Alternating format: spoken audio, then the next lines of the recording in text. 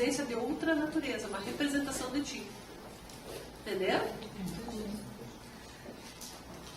E isso, o que a gente tem observado nas pesquisas é que isso potencializa a interação. Por quê? Porque os sujeitos têm uma presença social. Eles enxergam outros avatares. Diferentemente, por exemplo, do Moodle. No Moodle tu entra, tu sabe que tem algumas pessoas ali porque tu vê o nome, né? Fulano está online. Só que dificilmente a gente chama alguém daquelas pessoas para conversar, não é mesmo? Nesses softwares, não. Quando você chega lá e vê o avatar, no mínimo tu vai dizer, oi, tudo bem? Né? Se tu conhece, se tu não conhece, vai perguntar, da onde você é e tal. E a interação, ela flui de uma forma mais natural. Né? Então, isso a gente tem visto que tem sido muito importante, tem sido apontado pelos alunos como algo que aproxima, que minimiza aquela sensação de estar sozinho.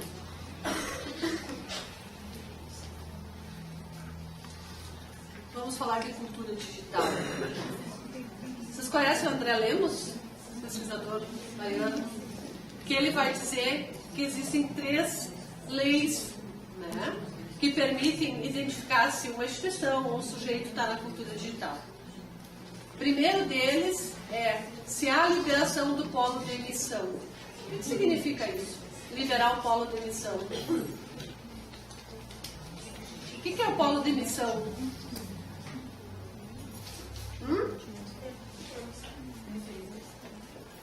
Agora, onde é que está o polo de emissão? Em mim. Eu estou falando, vocês estão quietinhos. Às vezes estamos se manifestando. Então, a primeira questão é, tem liberação do polo de emissão? A segunda é conexão. Tem conexão em rede? E a terceira é reconfiguração. É a combinação da liberação do polo de emissão com a conexão. Como é que isso serve para transformar, para reconfigurar as práticas e as instituições? Então, André Lemos ele vai dizer que essas são as 3 leis ou princípios fundamentais que me permitem dizer se um sujeito ou uma instituição está na cultura digital. E aí é interessante para a gente refletir. Né? Se a gente entende que a gente está na cultura digital, se a escola que a gente atende está na cultura digital, se o município está na cultura digital. Né? Porque com muita facilidade a gente fala em cultura digital, né? Inclusão digital, até emancipação digital. Mas o que é? O que é esses conceitos? O que tem atrás desses conceitos? Então, vocês já ouviram esses termos? Tweetar, curtir, seguir. Né? Então, tweetar é um verbo que não existia, tempo atrás existia. Está na boca da gurizada. Seguir, há um tempo atrás, significava o quê? Literalmente perseguir alguém, andar atrás de alguém, seguir. Né? Hoje se segue de forma digital virtual, no Twitter, no Facebook e tantas outras mídias sociais. Veja bem, eu falei mídias sociais e não redes sociais. Por quê? Porque rede social é um conceito muito mais antigo, isso existia muito antes de ter tecnologia digital. O que a gente tem são mídias sociais, que, da forma como a gente utiliza, podem ou não contribuir para configurar rede social. Mas são mídias. Facebook, Twitter, tudo mídia social.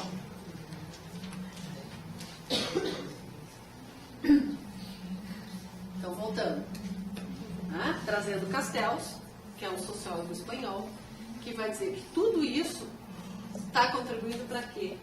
Para uma transformação mais profunda que aquilo que a gente vê. Né? Que é justamente as categorias sobre as quais a gente pensa todos os processos. Então, lembra lá da minha filha? Mamãe, virei o livro. Né? Lembra daquela menininha no tablet? O que isso significa do ponto de vista da aprendizagem? Agora eu vou para o outro lado. Né? Vou dizer para vocês o que a gente tem feito no âmbito da pesquisa. Trouxe um cenário para vocês, trouxe alguns autores. Vamos agora ver o que a academia está fazendo. Né? Por quê? Porque a gente acaba formando. Eu trabalho no mestrado e no doutorado. Então, eu formo a futura geração de professores que vai formar os professores da formação inicial que vão dar aula para as crianças, certo? Esse é o processo. E também trabalho na formação inicial, na pedagogia. Então, que está acontecendo lá na academia? Vocês fazem um trabalho enorme, né? Nas salas de aula, com as crianças aqui, da educação infantil, até o 9º ano. Mas e lá, onde essas professoras estão sendo formadas? O que está acontecendo? Então, vou mostrar para vocês um pouco da trajetória, tá? Então, aqui, ambientes virtuais de aprendizagem, agentes comunicativos e mundos virtuais. O que a gente tem feito? Então, a pesquisa com os mundos virtuais começa em 97, quando eu inicio o meu mestrado em Psicologia e Desenvolvimento. Por quê? Eu não contei para vocês, eu fiz magistério e a minha graduação foi em informática. Eu fui fazer a informática já pensando em como é que eu podia usar as tecnologias digitais na educação. Numa época em que não se pensava muito isso. 87, pelo menos não para mim. Eu nem sabia que existia isso. Eu morava no interior do Paraná, não sabia que existia o LEC, não sabia nada disso. Né? E quando eu cheguei, eu sempre gostei muito de computação gráfica. Quando eu cheguei no meu mestrado, eu disse, eu quero fazer algo que utilize computação gráfica. E o Daniel de Queiroz Lopes, que agora é meu parceiro de pesquisa, era bolsista de iniciação científica do LEC. E um dia ele chegou para mim e disse, Liane, eu tenho um software que eu acho que tu vai gostar. E me apresentou esse software, chamado AlphaWorld. Era o único metaverso, né, que te possibilitava tu criar mundos virtuais em 3 dimensões. Então vocês podem ver que ele era bem rudimentar, né? Olha as formas geométricas, elas são bem marcadas, né, na construção dos objetos. Quando eu comecei a coletar os dados, que eu ia começar a coletar os dados, o software sumiu da rede. E eu não achei mais. Aí, o que eu achei que era mais semelhante foi o da Palace, que era muito diferente. Era mais semelhante, mas era muito diferente. Por quê? Porque ele era um web chat bidimensional. Então, você tinha ali as imagens, né? Deixa eu voltar aqui, eu achei que eu ia focar.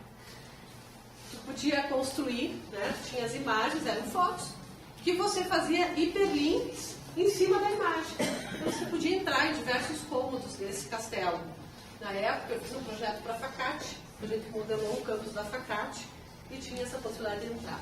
E você era representado pelas carinhas ou outras imagens bidimensionais, que eram chamadas de props.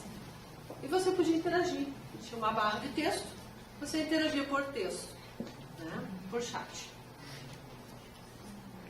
E ali, com esse software, eu fiz a minha dissertação de mestrado sobre como é que as crianças construíam as noções de representação do espaço no espaço cibernético. Um livrinho laranjinha de Piaget, Representação do Espaço, conhece? Vale a pena. Né?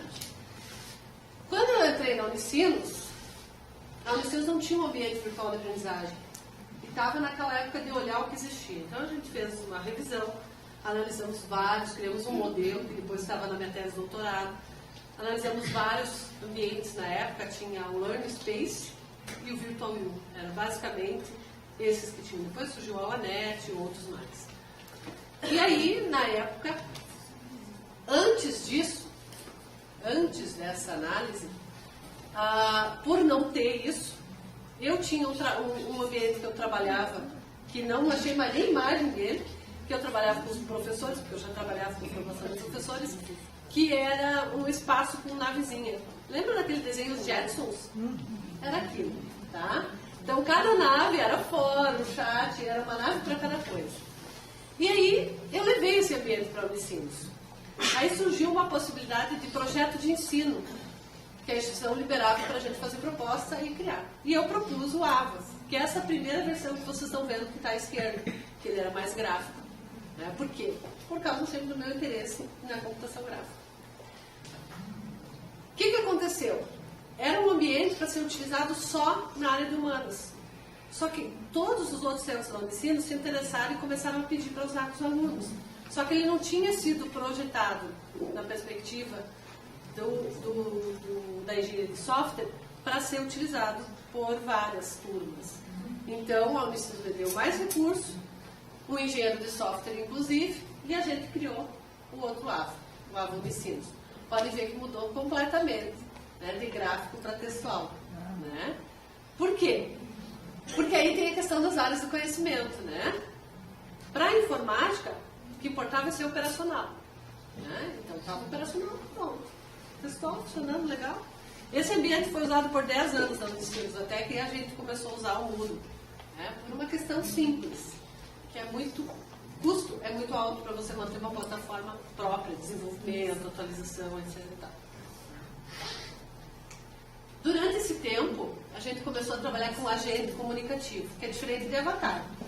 É um objeto que você cria dentro do computador que tem vida própria. Ele é programado para isso. Ele pode ter recurso de inteligência artificial e ele interage com os humanos.